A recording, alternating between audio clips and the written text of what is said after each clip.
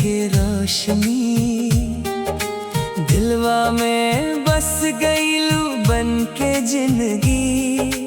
गाँव के गली में जब तू निकले, सबके नजरिया तोहरे पे टिकले। धीरे धीरे दिलवा धड़के,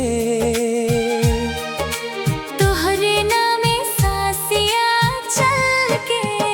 ओ सजनी हो तू दिल के रानी, तोहरे बिना अधूरी कहानी।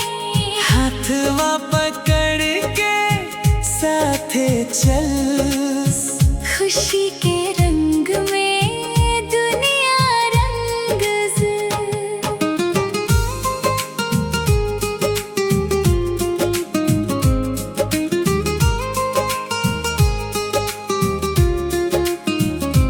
बरखा के पानी, हवा सुहानी, तोहरे संग लागे हर शाम निराली। छोट छोट सपना सजवले पानी, तोहर खातिर दिलवा लगवले बानी।